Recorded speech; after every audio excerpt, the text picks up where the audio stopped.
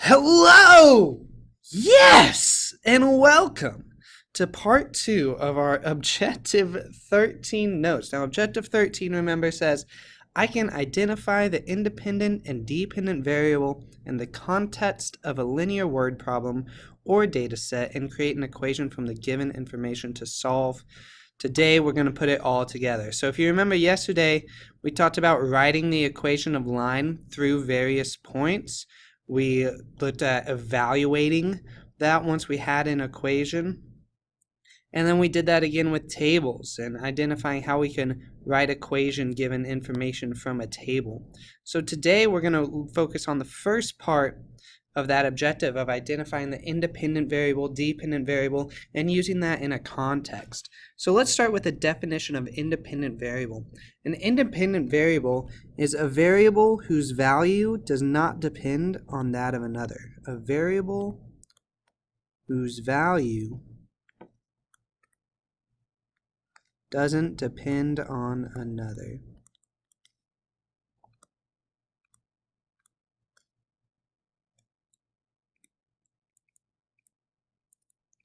Excellent. So any variable that is constant, that's going to be a rate that is continuous, that is unaltering. You know, common independent variables include time or days, or those idea where it's going to continue regardless of what's going on.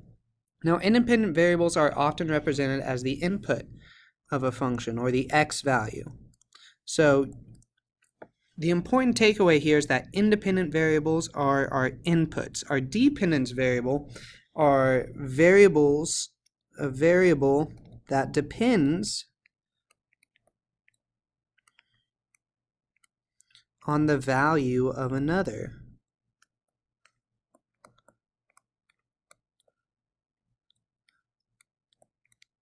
And this is one where it could be all sorts of things. Now, they're often identified as the output of our function, or the y. All right, so if you take nothing from this, recognize that the independent variable is our input, the dependent variable is our output. So what I want to do is I want to go through a couple examples and really explain the difference between independent and dependent in some context here. So I made some scenarios here, and we're just going to identify the independent variable and the dependent variable. So this first example, Sam is wondering how many flowers she will have in her garden after 5 days. All right, so the independent variable in this one is the number of days. Days are constant, there's always another day. It's going to continue. What she's measuring based on the number of days is her number of flowers. So that would be the dependent variable. All right. Now, number 2 here, since the rain started 5 hours ago, Gary questioned how much rain he has gotten in his rain gauge. All right. So the independent variable would be the number of hours. And depending on the number of hours, that'll tell us the amount of rain that he has in his rain gauge there. All right. Number 3 here, Josh is looking to see how many quizzes he has graded over the past 10 minutes. All right, so the past 10 minutes, that's time. So number of minutes is the independent variable. The dependent variable would be the number of quizzes graded.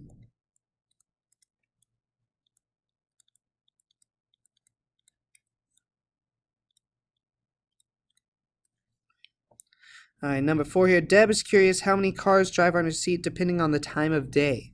So the independent variable here would be the time of day, as that's something that Deb cannot control, the time of day. But the number of cars depends on the time of day. All right, let me know if you have any questions. Otherwise, I would like you to go ahead and create a task to complete this task to create a situation that has an independent and dependent variable. Alright, so you can use the ones above as models. I want you to create a situation that has the independent and dependent variable. When you're done with that, I would like you to raise your hand so I can come around to check, and then I'm going to ask you to explain to me the difference between the independent and the dependent variable in your scenario. Alright, so go ahead and do that. Pause the video, and then when you're done, go ahead and raise your hand, and then I'll come around and check, okay? Alright, so now that we have that situation written down, let's go ahead and do some examples together here. Alright, Justin is counting the number of blooms he has on his tomato plant. He sees that each day there are 3 more blooms than the previous day. The tomato plant currently has 14 blooms. Identify the independent variables. The independent and dependent variables, sorry. So, alright, Justin's counting the number of blooms he has on his tomato plant. So that's our dependent variable. That's what we're trying to measure. The number of blooms. Now, what determines how many blooms there are? He sees that each day there are 3 more blooms than the previous. So the day occurs, so the number of days determines how many blooms there are. So that would be the independent variable. Write a function that could be used for this application. So we'll say the number of blooms, we'll call that y, equals, well, they ask for a function. So let's write this in function notation. So we'll say the f of d, where d is my number of days, equals. Now he gets 3 more blooms per day, so it would be 3d. But it starts with 14 blooms, so plus 14. So notice this is linear. That 3 represents my slope. The 14 would be my y-intercept if I were to graph this here. All right, so 14 blooms plus 3 more per day. That's what this equation is telling me here. How many blooms would we expect the tomato plant to have in 4 days? Well, that means I'd plug in f of 4, so I'd have 3 times 4 plus 14. Well, 3 times 4 is 12, and 12 plus 14 is 26. So we would expect there to be 26 blooms in 4 days. All right. Very nice. Let's try another one together. Let's try number 2 here. The local fire department is filling a man-made pond. The table below shows the amount of water in the pond over the course of 12 hours. All right. Identify the independent and dependent variable. All right, so this one's really easy because it's a table, right? So we can relate this to x and y. All right, so our x value, remember, represents our independent variable. So our independent variable is the number of hours.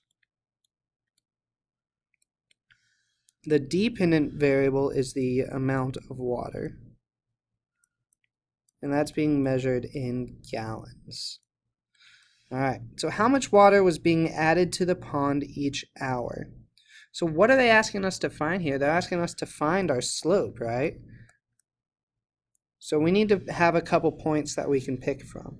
So I'm going to use the point from our table that we can align with here. So I'm going to use the point 2, 282, and 4, 504. So I can write those as a coordinate pair of 2, 282 and 4, 504.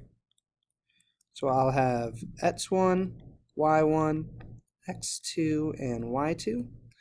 And I can find my slope by saying my slope formula, 504 y2 minus y1 282 over x2 4 minus x1 2. 504 minus 282, I do not know that. Let's pull up a calculator here and see what happens. So let's go ahead and go to our home page here. Let's see if I can. It's a little low. There we go. All right, so 504 minus 282 equals 222. So we're going to have 222 divided by 4 minus 2 is 2. 222 divided by 2 is just 111. So 111 gallons is being added each hour. So there's our slope. We just found our slope. Now, how much water was in the pond when the filling began? Well, to find that, we know that 111 gallons is being added per hour. We know that 222 gallons is being added every 2 hours. So I need to start at 2 hours. There was 282. Now I need to take away the amount that was added over those 2 hours. So I'm going to subtract 222, which we just learned. That will tell me 60. So there were 60 gallons to begin.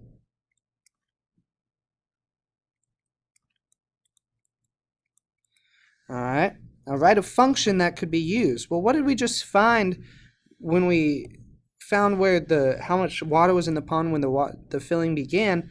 That would have been our y-intercept, right? When no time has passed. All right. So write a function. So since we're in terms of hours, I'll say f of h equals my slope, 111 gallons per hour, plus the 60 gallons they started with. And that would be my equation. So how much water would we expect to be in the pond if the filling lasted for 20 hours? So I would need to find f of 20. Now f of 20 would equal 111 times 20 plus 60. So in my calculator, I'd go ahead and type that in. 111 times 20 plus 60 equals 2,280 gallons. So I can say f of 20 equal 2,280 gallons. So in 20 hours, I would expect there to be 2,280 gallons of water in the pond. Excellent. Let's do one more together here. Let's go ahead and do number 3. While accelerating on a ramp that get onto the highway, Cassidy increases her speed by 5 miles per hour per second. She starts at a speed of 20 miles per hour. Identify the independent and dependent variable. So what are we measuring here? We're measuring her speed. So that would be our dependent, and we can measure that in miles per hour. The independent, it's the amount of time it takes, right? So the time, and we're measuring that in seconds. So write a function that could be used for this application, all right? So we'll say f of t, time, equals. So she increases her speed by 5 miles per hour per second. So that right there would be our slope. So we can say 5t plus, we need her initial speed, right? That 20 miles per hour, that right there would be our y-intercept. So 5t plus 20. If she continues at this rate, how long will it take for Cassie to reach her ideal speed of 75 miles per hour? So I would need my final speed to be 75, and I would need that to equal the equation I just found here, 5t plus 20. So to solve that, I can subtract 20 from both sides. I'd get 55 equals 5t. Divide by 5 to get t all by itself. So t would equal 11. Now what does that mean here?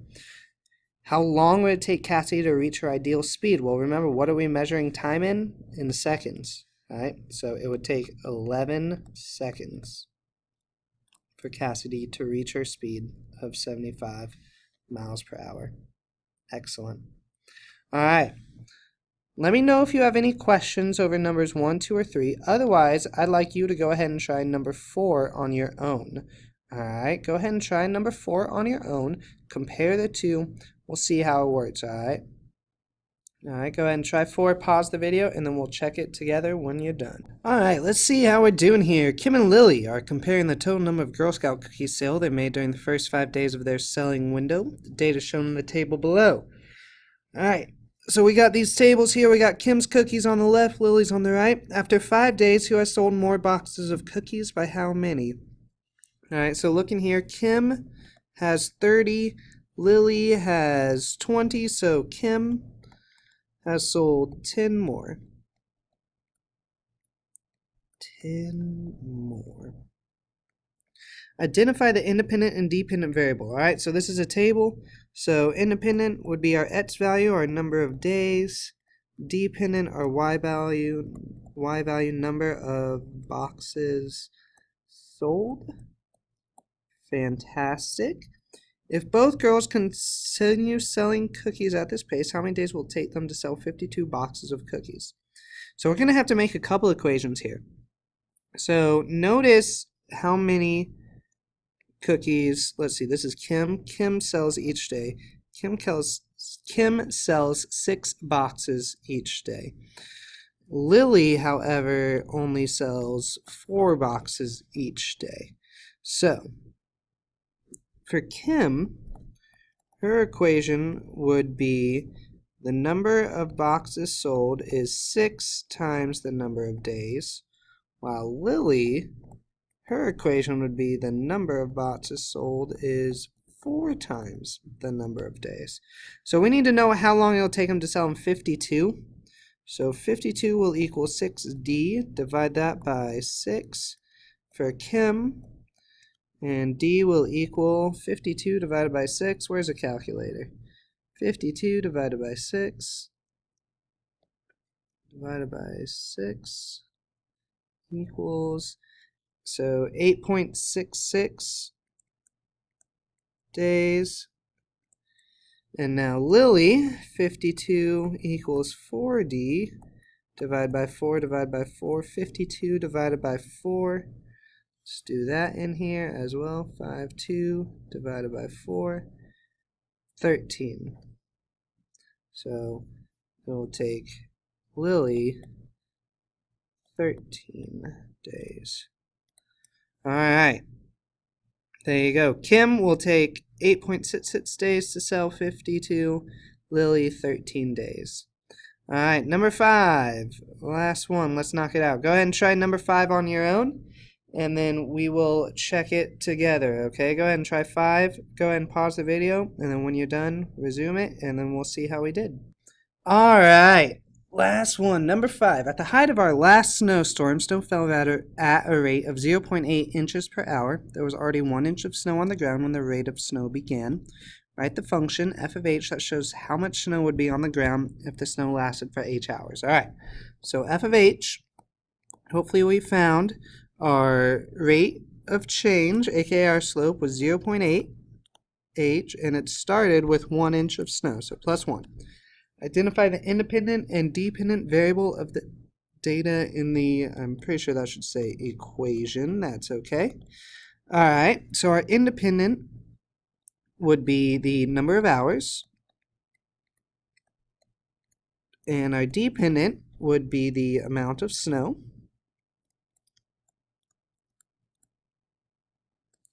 Assuming a constant rate of snowfall, how much snow was on the ground after 4 hours? So that's one we can just plug in. F of 4 would equal 0.8 times 4 plus 1. 0.8 times 4 is 3.2.